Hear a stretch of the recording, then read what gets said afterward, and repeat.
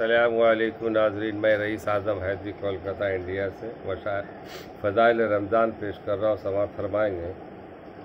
हज़रत आयशा रज़ी अल्लाह ताला अन्हा ने हुज़ूर सल्लल्लाहु अलैहि वसल्लम से पूछा कि या रसूल अल्लाह, अगर मुझे शब कदर का पता चल जावे तो कैसा दुआ मांगूँ? हुज़ूर सल्लल्लाहु अलैहि वसल्लम ने अल्लाहुम्मा से आखिर तक दुआ बतलाई, जिसका तर्जुमा ये है ऐ अल्लाह, तू बेशक माफ़ करने वाला है और पसंद करता है माफ़ करने को, बस माफ़ फरमा दे मुझसे भी। फ़ायदा नहायत जामे दुआ है कि हक़ ताला अपने लुत्फ़ व करम से आखिरत के मुतालबा से माफ़ फरमा दे, तो इससे बढ़कर और क्या चाहिए। सुफियान सूरी कहते हैं कि इस रात में दुआ के साथ मशगूल होना ज़्यादा बेहतर है बनिस्बत दूसरी इबादत के।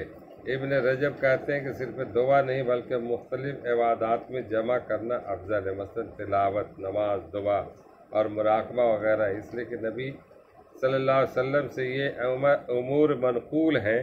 यही कौल ज़्यादा अकरम है कि साबिक़ा अहादीस में नमाज, ज़िक्र वगैरह कई चीज़ों की फजीलत गुजर चुकी है। अल्लाह ताला हम लोगों को अमल करने की तौफीक अता फरमाए और शब कदर की रात में आज से शब कदर शुरू है 21 तारीख, 23, 25, 27 और इसका एहतमाम करें और हम लोग इसके लिए दुआएं मग़फ़िरत, दुआएं सेहत, दुआएं जो भी दुआएं अपने लिए मांग सकते हैं, कौम के लिए मांग सकते हैं और पूरी इंसानियत के लिए मांग सकते हैं, मांगे। अल्लाह ताला कबूल करने वाला। अल्लाह